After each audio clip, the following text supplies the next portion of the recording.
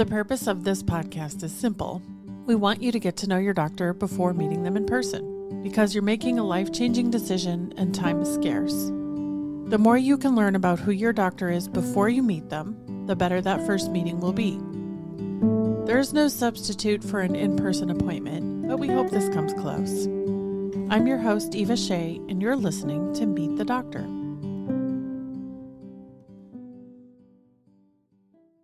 Today, my guest on Meet the Doctor is Dr. Doug Taranow, and he's a plastic surgeon in New York City. Welcome to the podcast, Dr. Taranow. Thank you for having me.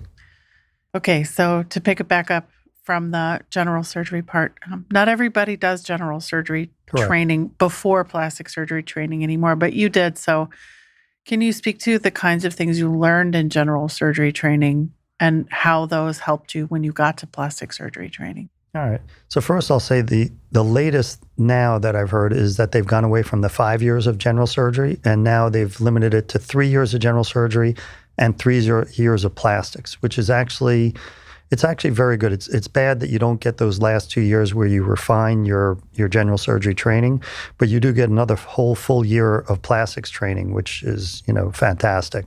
So I think it's a good trade-off. I think it's still a 6-year program post-medical school. Was the thinking behind that change maybe that you were doing things in general surgery that you were maybe not going to end up doing later? And so, Absolutely.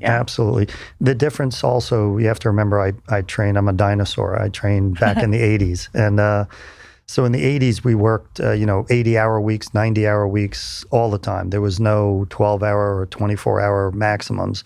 And a lot of times we did everything on our own. There was no attending available. Now that would never happen. They wouldn't allow you to go to the operating room without an attending with you. So you learned a lot more back then. Now it's much easier. They have pocket computers, cell phones, things that we didn't have to look up everything. When we had anything that came in, we had nothing to compare it to other than books. And we all walked around with multiple pockets in our lab coats, and we stuffed them with these miniaturized booklets that would have like cliff notes. And so if somebody had a high calcium level, you can't remember what caused hypercalcemia or elevated calcium, you'd have to open up this book and do it. Now you can just look at the little, your cell phone, or even now the computers, everything. Anything that comes up abnormal comes up in a different color. We had to have everything was carbon copy, or you had to hand write everything and then put tape in the charts. So there was a lot of wasted time there, but there was also a lot of learning. Being alone. Went uphill in the snow both ways to the hospital? Absolutely. In the middle of the summer through 4 feet of snow. Absolutely. So where was this that you trained? 90% of my training was in New York, and mostly in the city. I trained at Peninsula General, and then there was internship and general surgery. That was in Far Rockaway, Queens. Unfortunately, that is closed probably about 10 years ago, somewhere around there. There was another larger hospital that was much more successful. And while I trained there, I went through probably 12 or 15 other hospitals during general surgery, including Memorial Sloan Kettering, Methodist, Interfaith, Baptist, Woodhull. Can't even remember the other ones that I did just for the general surgery. They would send us out for other rotations, which was great, where you would do rotations with specialists that were known for it. And later, after I finished my general surgery, I went right into plastics. So my plastics was originally based through a guy in Philadelphia, Dr. Sherman Lease, a great guy who's just retiring now in his 80s. And he let me stay in New York. I did Memorial Sloan Kettering. I was at St. Luke's Roosevelt. And I did a full year at Valhalla at Westchester County Medical Center in their plastics and burn unit. Is it really called Valhalla? Well, Valhalla is the name of the town, Valhalla, New York. Oh. So unlike the Vikings, where we'll all go to Valhalla as long as you die in combat, this is Valhalla, New York. It's called Westchester County Medical Center, WCMC. So I did burns and plastics there, and they had 5 physicians in one group. So there was a lot of quality cases and varied, because each one had their specialty, but there was also a lot of burns. I expect that you probably met a lot of people going to all these different places at that time too. Is that? Absolutely. You also learned how to do everything right, because God forbid the last guy you trained with knew nothing. Obviously, the new guy told you only his technique is the right one. So you were exposed to so many different techniques, and then you take a little bit here and there and you come up with your own technique and whatever works well for you. There's certain suturing that there's nothing right or wrong about different techniques. If it works well and the incision looks good, then that's fine. As long as it doesn't take you an hour to close on a case that only took 35 minutes, then you're fine. But there's always, I hate to say 2 ways to skin a cat, but there's multiple ways for every procedure. And even to this day, I'm working with new people and I'll see things and I'll say, wow, it's a great idea. And he, or she either saw it in a lecture or on a video or something and used it, and then it went on. So it's still nice now to work with other surgeons. Can you think of a recent example where you saw somebody doing something different way? Absolutely. I saw probably, I'd like to say about 3 or 4 years ago, I had a friend ask me to help him on a breast case. We were doing implants and a lift. And during the lift, he, instead of, using the template that we were all taught originally, he hand drew out his markings, and then he used a stapler to approximate the whole breast until he had the shape that he liked. And once he had the shape all stapled, sitting up even, he drew the circle where the nipple and the areola should be and where everything else was. And then when he took out the staples, he just put A to A, B to B, C to C, D to D. And actually, he didn't do that. He just put everything back together. Later, I put A, B, B, C, C, D, D. And when I opened it and found that the A was in the top right and the other A was about 1.5 inches lower, it was still correct if you put those together, because when it was stapled, even though the breast fell to the armpit area, when you removed the staples, it was correct. And if you did that, the breast would look great. So that was a technique that I put into my own. I tweaked his a little bit to make it fit mine. And the case I just did today, I did that. I just find that it goes so much better freehanding it, stapling it. Once you get it looking perfect, or as good as you can now, because remember, they're sisters are not twins, but you get it as close to twins of the same family rather than, or sisters the same family rather than distant relatives. So once you staple it and you have it there, you have a great template, and then you just take everything out, mark it, and go. Maybe a silly question, but then do the staples leave holes? Do patients notice the holes? So you're absolutely right. That's why I never use staples except for temporary holding the skin. So what the staple does, a suture is very, very thin. And that's why in plastics, we tend to use very, very thin sutures. A lot of times I don't have the suture go outside the skin, but rather in between the 2 layers. It's called a subcuticular stitch. So it doesn't leave those needle holes on either side that I call like a railroad track, where you have the metal bar and on either side you have the stakes. So it looks like there's stakes on either side of the incision when it heals. So I almost always do a subcuticular stitch, but the staples are temporary. You do it until you mark it. And then when you cut it out, you make sure that you cut on the outside of where the staple hole was. So it's like it never existed. Oh, genius. No, I'm just a little smart, It's very rare that I hear something that I've never heard before. And I have never heard of this. It's fascinating. It's fun when you have the residents at the hospital and you do something like that, and then they've never seen it, and you're thinking, wow, because a lot of times the residents will teach you things. They've been around with, Sure. 10 other doctors, some young, some older, and then they'll do something and I'll sit there and they're like, what's the matter? And I said, well, that's definitely one way to do it, but maybe on the other side we'll do this, or how about trying this? And then a lot of times they're like, they've never seen that particular technique, and it becomes their own. So the next one, in surgery, there was an old thing way before my time. I never invented this, but they called it see one, do one, teach one. And what it was in surgery back in the 80s and 90s was you saw how to do a particular procedure, an appendectomy. Then you did one under supervision with the attending where you cut it and you took out the appendix, closed it, stitched it all up. And the next one, you were teaching the next resident how to do it. So see one, do one, teach one. And that's still to this day is very true. You see a new technique, and, sometimes it's nice even on the videos that they have now and anywhere else you could see it, is you can get ideas on how to do it and then make it your own. Did you also grow up here in New York? I actually did. I grew up, everyone calls it upstate because it's in Rockland County, which is probably about, driving-wise, starts about 18 miles from the city. So it's if you go up to the top of Manhattan and go across the GW Bridge, George Washington Bridge, you're in New Jersey. And if you turn north, the first county that you enter back in New York, because Jersey is odd-shaped, is Rockland County. So I grew up in Rockland County. And then later I left and then came back to do my residency. And part of the residency at Westchester was at Valhalla. So I lived in White Plains for many years. In fact, when I finished residency, I moved there. I was born in Orange County.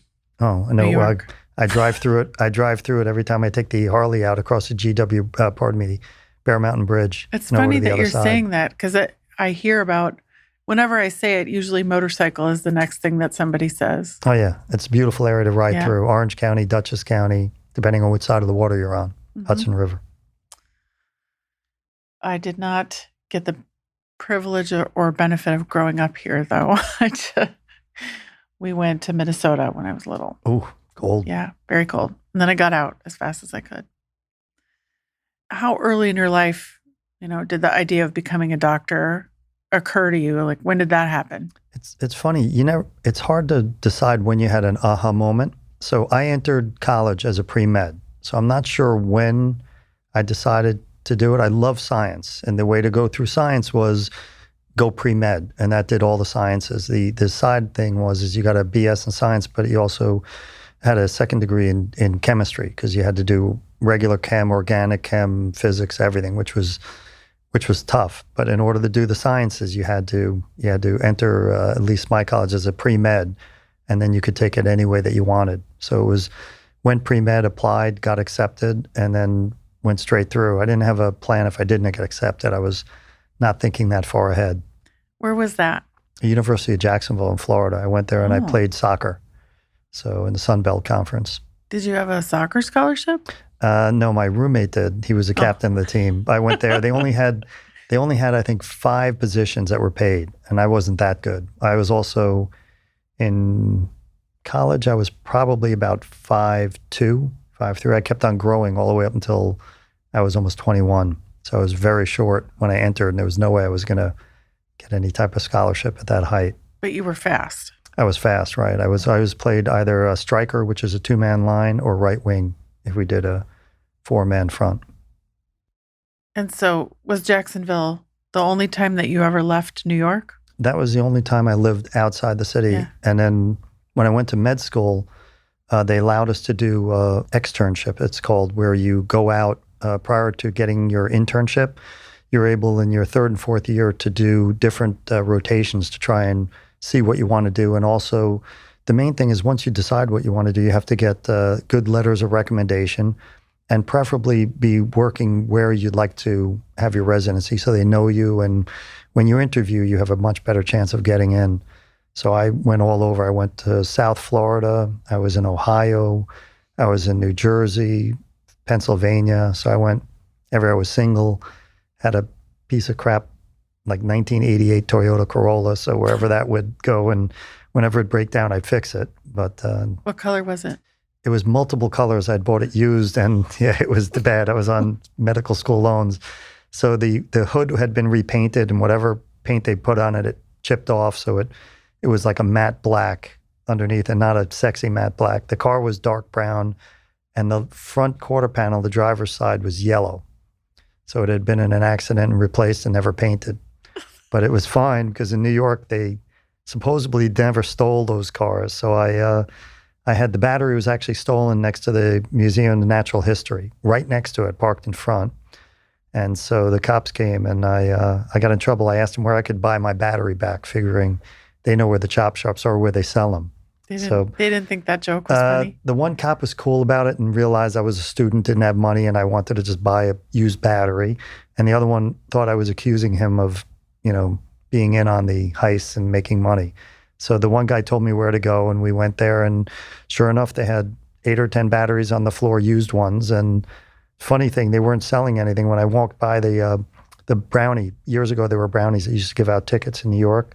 Now they're traffic guys, and they're dressed the same color because they were getting beaten up all the time. Now that they look like police, nobody will ever beat them up. So before they were Brownies, now they're the same.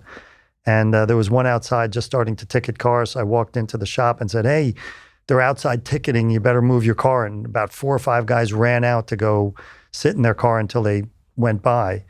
And I don't know, the owner or whatever, manager, he walked up. He goes, "What are you doing here?" And I said, "Someone stole my battery. I got to get a new one for a piece of crap Toyota Corolla."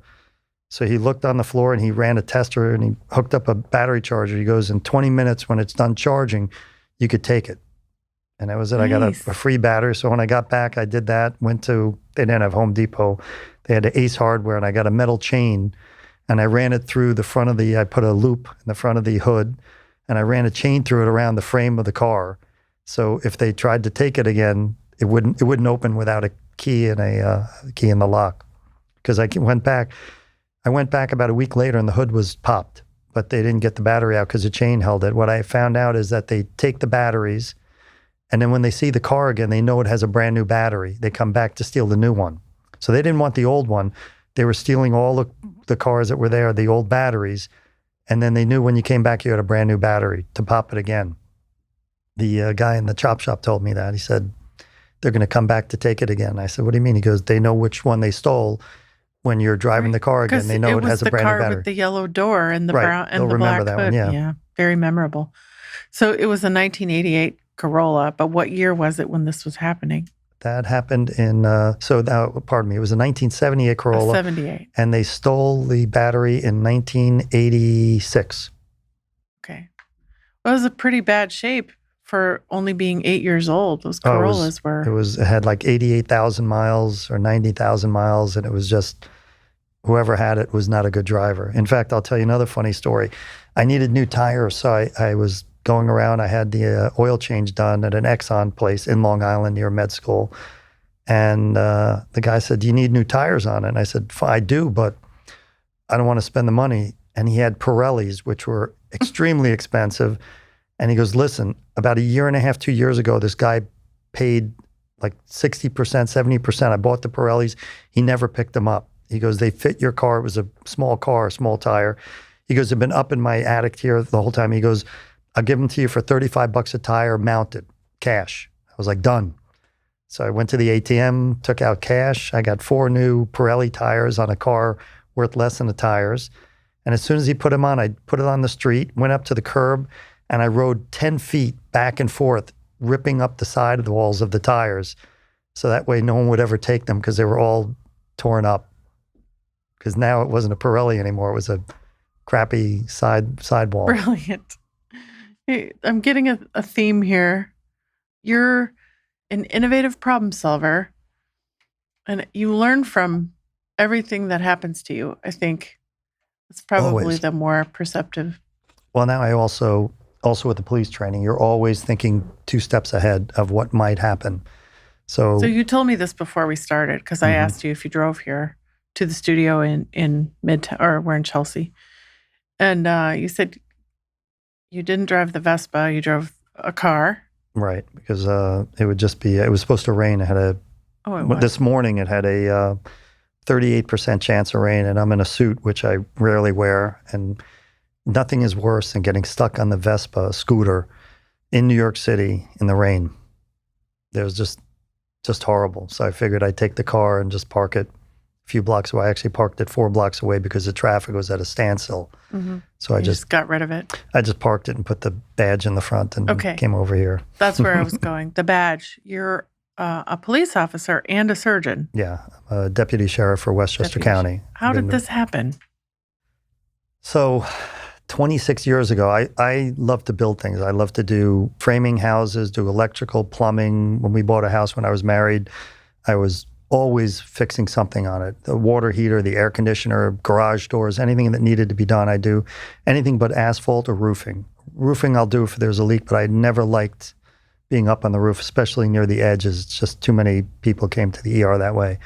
So anything else I do. So I had never, being a Jewish upbringing, we never played ice hockey. We never shot guns. It was just not one of the things we do. So I said, I don't know anything about a gun. So I went to the police station and put in an application for getting a carry. This was 27 years ago. And the guy started talking to me. He says, we really need somebody to help teach us, basic life support, chemical exposures. Remember, I did a year in the burn unit with chemical, radioactive, all burns and everything. He says, we could really use somebody to give us lectures and everything. And he goes, if you become an auxiliary, which is a civilian, except when you're on duty, you're in a full outfit with a gun and everything. We have a training place here. We'll actually take you downstairs. We have a range, electronic range, where you'll shoot and do everything. And at first it wasn't a big deal. I went there, interviewed, psych testing, everything, passed, they hired me, and then, or I volunteered, I should say. And then over the years, they required more and more training. The academy, 60 to 80 hours, and then hand-to-hand, soft hand, voice control, baton, OC spray, which is mace, people think of, and finally the gun and handcuff and everything. So I'd done all the training. So I was with him for 20 years. And then I decided I would retire. And right before I retired, I was working one day, and one of the sheriffs came up and said that they were getting rid of all of the older and upper echelon people, and they were looking for new people that were willing to work, and I had experience. So they asked me to apply. So I applied, did the whole thing again. They took 66 applications. They interviewed 66. They took 14 and graduated 12. So my thought was I wouldn't make it. I was older, and why would they want me? And so I felt if I'd make it, then I'd do it. If not, I was fine. I was already retired. I had a retirement badge I could carry anywhere in the U.S. with that. And lo and behold, I went through, was hired, and that was 6 years ago. So now I'm actually working tomorrow for a parade from, I think it's probably 8 o'clock in the morning till 2. What parade? Tomorrow is called the Juneteenth, which is usually next week, but they don't want to interfere with other ones. So they have it a week before on this Saturday in White Plains. So there'll be another Juneteenth, probably in another town, maybe Mount Vernon or something else the week later, but I'll only work one of them and then go from there. Do you enjoy doing that? It's nice. It's a community service. It's a nice thing. And, once again, I had to go back. I did another 80 hours of the academy. That was really hard doing it a second time because I was grandfathered in. And then, the shooting and the handcuffing and everything. It's always nice to learn new techniques and, hand-to-hand and things like that. Now, when you're being a sheriff or a police officer, do they ever need you to switch and be the doctor in the moment? So here's the deal. Because of the liability, I'm only allowed to treat civilians with whatever we're trained with the sheriff's department, which is minimal. Now I'm also AED trained, so whenever we go out, most commonly I'll have the AED in my car that I take, one of the sheriff's cars. So a lot of times that'll be my extra job. I do take a trauma kit. Any of us that anything happens to us, I'm allowed to treat any gunshots, any stabbing, anything I could treat before they get to the hospital, but I cannot treat civilians in the same way, only whatever level that we're trained as sheriffs, not as a trauma surgeon. That raises interesting ethical questions, doesn't it? I could hold pressure. I could do things like that, but I'm not allowed to go, even though I'm covered by by local laws, Good Samaritan laws. Unless you do something crazy, you're covered that you can't be sued as long as whatever care you gave was normal and standard. You didn't open them up on the side and try and take the bullet out on the side of the street. You could hold pressure. You can put a tampon in the gunshot wound to seal it. You could do anything else like that that's acceptable. And something like that, I think I'd be able to do, but anything beyond that, I'm not allowed to. It sounds like you've never been in a situation like that where you've had to. Luckily not. Most, I'd say 90-something% of all police officers are never involved in any shooting. If you ask a lot of guys that have retired, out of 4 or 5 guys that I know that are retired, I think 1 or 2 of them have ever been in a situation where one drew his weapon, the other one actually fired.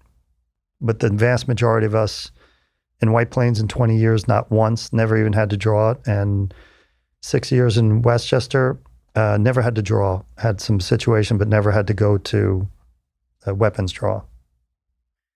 You got into all of this because you went to find out how a gun works. To teach yourself about shooting. And so did you fall in love with shooting? And well, I do own multiple weapons, and I do shoot at least 3 times a month, usually with several of the same members of the sheriffs, a group of 4 or 5 of us that seem to get together often. I'm part of the competitive weapons team for the sheriffs.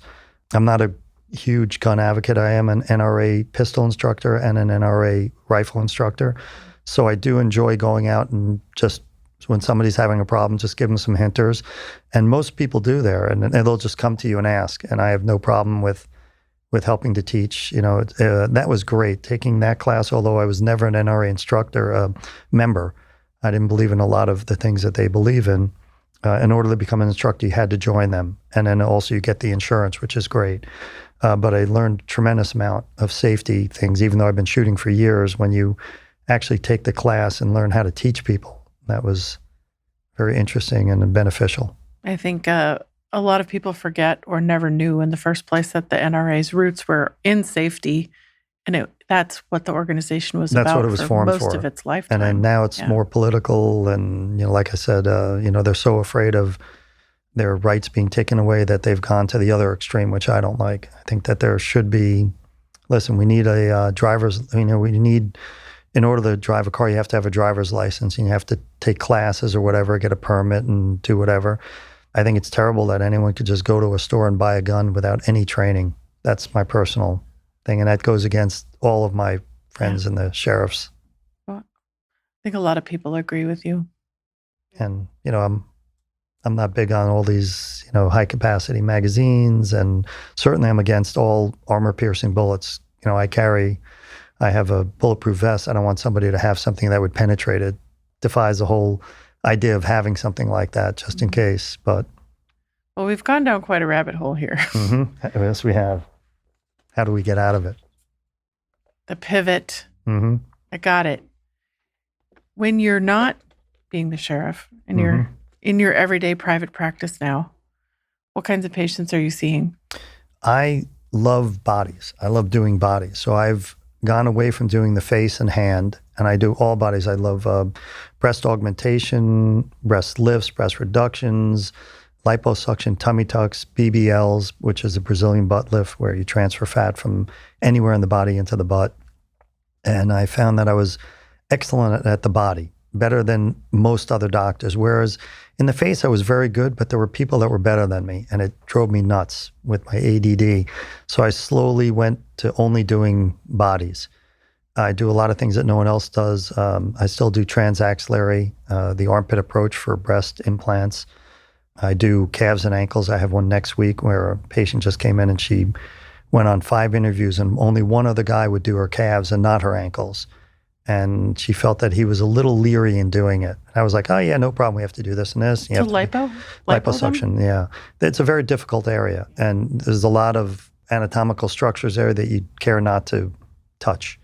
But like I said, if you do everything slowly and smaller cannulas, you try and keep yourself out of trouble. It's probably a good thing that they all said no. They probably weren't saying no because of her, but because of themselves. Yeah. I do patients with huge BMIs just because in the beginning, we had no limits. So I think the largest liposuction I did was 10.5 liters. And that was in 2 hours, just over 2 hours. So very quickly in somebody that was really big. Like a BMI of 40 or higher? No, probably. And that person was probably like a BMI of about 48. Very high.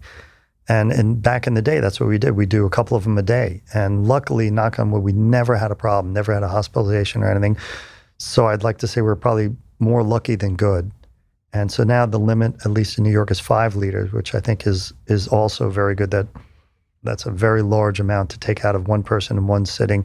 It's more the fluid shifts and not even so much the bleeding where you run into problems. That and also the length of surgery. So I also feel that sometimes even if you only take out 3.5 liters, but you did a full body lipo, that's more dangerous than doing an abdominal liposuction, taking out 5 liters in 2 hours. That's, the more surface area opened and the longer the procedure, the more potential for complications. In some places, I've seen this marketed as like plus size tummy tuck or plus size liposuction.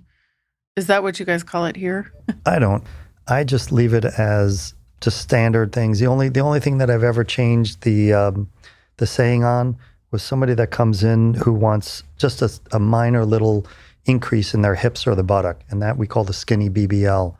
The girl that's like 4 pounds overweight at most and just wants some of the fat from her hips or her belly transferred into her hip dips or her butt. That's like a skinny BBL, and somebody else came up with that designation. I just thought it was a great one, so I stole it and use it without. As a former SEO professional, I can tell you that that's what they search for too. Yes. So the only way they can find you for it is if those words are on your website. Mm-hmm. Yeah. So is there anything happening in the field of body cosmetic surgery that you're particularly excited about right now? There's a few things. We've been using a non-invasive unit called the Morpheus, which uses microneedling and radiofrequency at the same time. It's really worked well for some skin tightening. I wouldn't say that if somebody needs a tummy tuck, they need a tummy tuck. But if somebody doesn't want a tummy tuck, or they have a couple of kids, or they lost weight and they have a little bit of extra skin around the belly button or the arms, it actually will tighten it. So that's something that's great, non-invasive. One of the only machines that I have. I think a lot of different liposuction techniques that are out there. Listen, in the right hands, a good liposuction person doing the standard tumescent technique will get great results. I went back to it. I've done, water jets. I've done ultrasound. I went back to the standard technique. I was a little afraid when I first heard about the J plasma and the issues that they had. Now they've got clearance for it, but I've seen very good results and very bad results with it. So the question is it surgeon independent or is it technology independent? It's hard to say.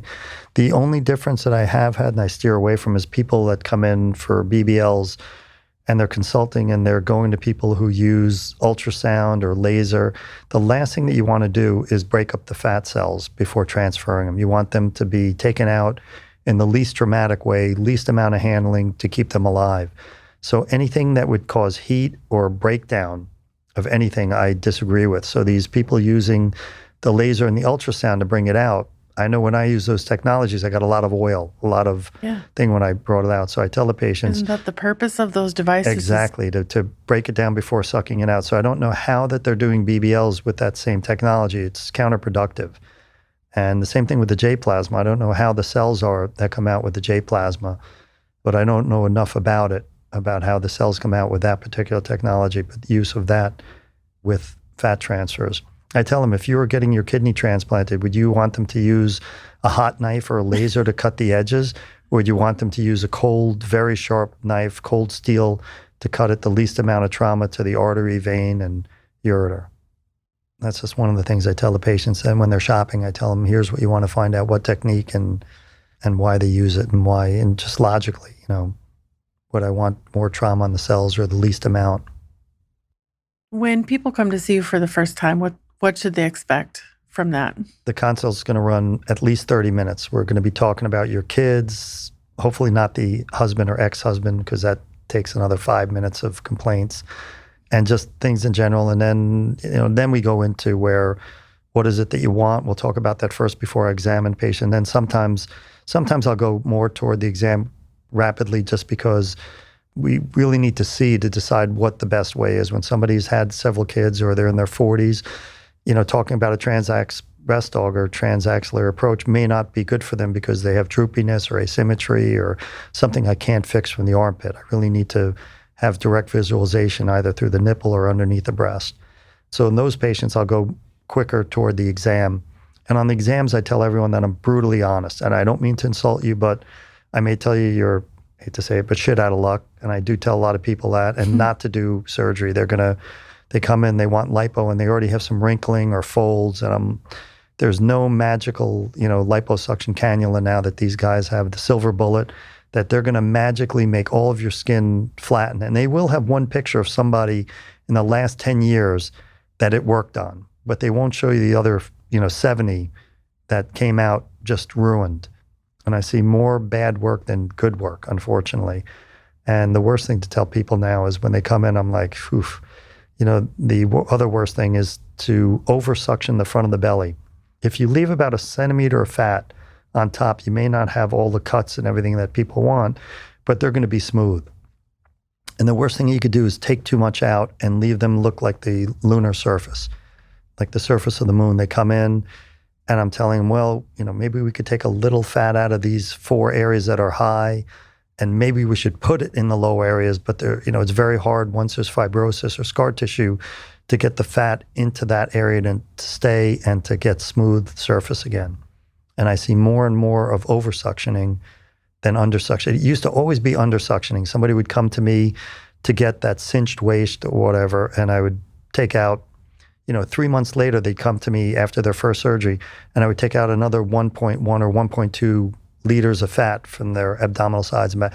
It shouldn't be there in such a short time, so it wasn't aggressive enough. And that was the old way. And now the new way is I see many more times where I tell them not to do any more surgery or to consider an abdominoplasty or something like that to try and fix it, or even maybe the Morpheus. But the Morpheus really won't cure a lot of those lunar landing stomachs. It may make it look a little bit better. Is it worth $3,000 to do it? Usually not. So I tell them, it's going to make it a little bit better, but it's not going to make you happy. So you have to decide, how much money you want to put into this. And, using these fillers, I'm against using the fillers in the butt or these other areas. They're not permanent. And, you have to figure that when we transfer things, on average, even when we're doing very small transfers, you're doing 10 cc syringes at a time into most areas. The Juvederm, the Radius, and everything are either 1 or 1.5 cc's, unless you dilute it, which is still diluting it. So even if you're putting 5 cc's in, you took a 1 cc or 2 cc's and diluted it. It's still only 2 cc's of material, and it's going to be absorbed. I know there's some collagen growth, but not enough to fill it to where these people pay, $8,000-$10,000. I've had them, and then come in and I said, really, either do nothing or use the fat and just realize it'll be better, but not great. So I'm very honest with patients. That's the one thing that some of the Real Self employees have told me, that I get people writing things that I'm brutally honest. And my mom's 91 and reads all the things. I don't look at any of my reviews. Your mom reads your reviews. Yeah, she reads them, lets me know. I won't read them because I'm always afraid of getting a bad one and then being very upset. So I don't read them, and she lets me know, and then she gets upset when they write something like I was brutally honest, that I have to be nicer. But I figure if you're coming in and spending $5,000, $10,000, $15,000, $20,000, you should know the good and the bad and know what percentages of what I can tell you I think it's going to be, because nobody knows. We all know that there's a 3 to 5% infection rate throughout the whole U.S. in any procedure that's done. Luckily, in most offices, it's lower than that. However, that's a known possibility, in anything that you do, and lumpiness, things like that. I've had a couple of patients with multiple kids, and where you take out a lot of fat, and even when you leave a decent amount in the front of the belly, the skin has issues. It's like the same now. The biggest thing now is the Mounjaro and Ozempic, and it's great. The patients are dropping a tremendous amount of weight, but these skin issues that they're having are going to be the same as either post-delivery or post-major weight loss. So they're going to have to do something for them. And as a side note for that, I just learned now after several patients, anyone on that, I stop it for a month, they have some gastric reflux with it that they don't know about. And under anesthesia, they actually have some regurgitation. So on all the patients now, for safety, luckily we never had a problem. I asked them all to stop it 1 month in advance. And it's not written yet. It's starting to get following now. The Anesthesia Society suggested 2 weeks, but they don't know yet. It's still out there. But I think it really is 3 to 4 is safer. That's a good piece of advice. That'll be good for your next podcast on Ozempic and Mounjaro. Yeah. And Wegovy or whatever, which is the other one that they synthesize. Yeah, I think we're going to see a lot more people with massive weight loss. Absolutely. And a lot less people having gastric bypass and really invasive bariatric surgery. Absolutely true. It's an amazing medication. The only issue is when you stop it, your appetite, the way that it works is it really suppresses your appetite. I know a bunch of people that are on it, and I've gone out to eat with a bunch of friends that are on it, and they'll take 2 or 3 bites and then they're done. So it's great. If they order something, I find out what they're ordering first, knowing that I'm going to eat that whole steak. So I'll get the fish, which I really don't want, but I want a little bit of it so I can eat their steak. That's absolutely. I immediately say I'm smart. And they never take it home because they're never going to eat it later. So I always get their doggy bag. Again, with the always learning. And no, it's everyone for themselves. I'm a bachelor. I have no problem with taking the steak home. You're a bachelor. Mm-hmm. But you have kids. Three. Yeah, I have Yeah. my oldest is 30. She's here in the city. And my two boys, the older one was in the Army, got out. Now he's a police officer in Florida. And the youngest is in the Army right now. He's actually recovering from a concussion he got on Wednesday. He parachuted and something happened and he dropped 20 or 30 feet. So we're waiting to see. I just got the call today. Yeah. So we're waiting to see what's up. I'm sorry to hear that. But otherwise, hopefully a couple of days we'll see how the recovery is. If a patient's listening today and they want to reach out, learn more about you, or possibly give you a call, where should they find you online? They should go to Real Self. They should look up there. It's the best modality with the patient reviews and everything. Top rated. I know I'm 500 in the nation, but supposedly I'm way below that in New York and nationwide. I know I'm always top 500, but way below. And they could always call. I'm a little different than most doctors. I see all my patients personally. I talk to them. I examine them.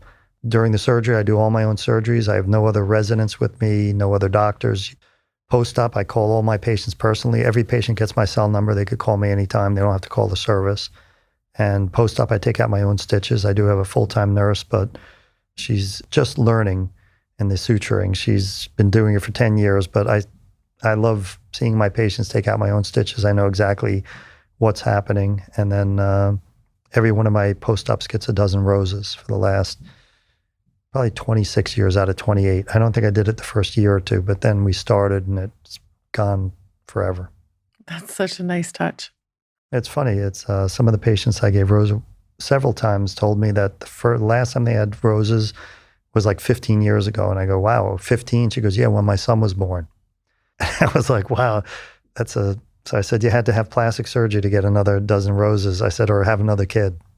And they're like, no, I don't think so. Does anyone ever misinterpret the roses by accident? I would definitely say that has happened more than once. And it's not so much maybe one or two patients or several more than that. They talk to my Beatrice, who's been with me 8 or 9 years. So she sets them straight that we do that for everyone. But I've had a lot of jealous boyfriends and husbands. Is there anyone else on your team? Stephen, who's my tech, has been with me 22 years. He's big Jamaican guy, very handsome. When the patients start getting their anesthesia, they never go, oh, Dr. Taranow. They go, oh, Stephen. So I've learned not to get jealous of that. I can't compete with a 6'4" handsome Jamaican guy. And I have Kate as my new nurse. She started only a month ago. And she was with another doctor who's retiring. She was with him for over 10 years. Beatrice has been with me probably 9 years.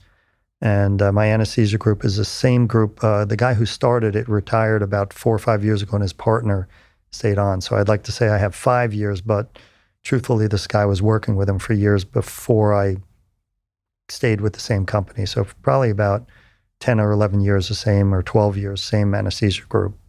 So solid team. Yeah, most people stay with me. Stephen, my tech, and he took me to Jamaica with him.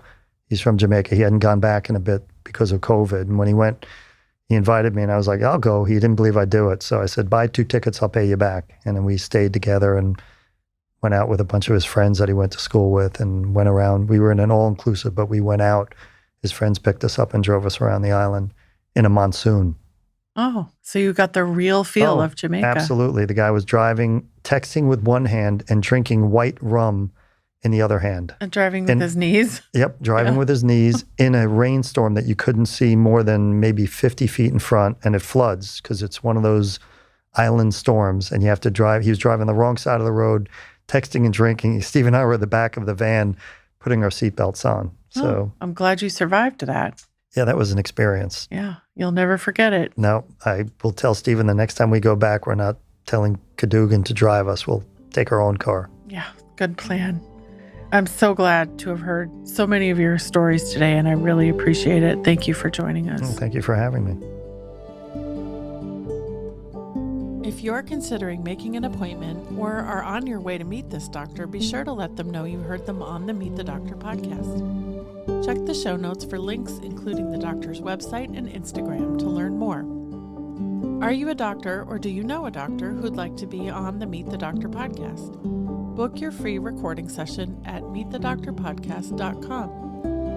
Meet the Doctor is made with love in Austin, Texas, and is a production of The Axis, TheAxis.io.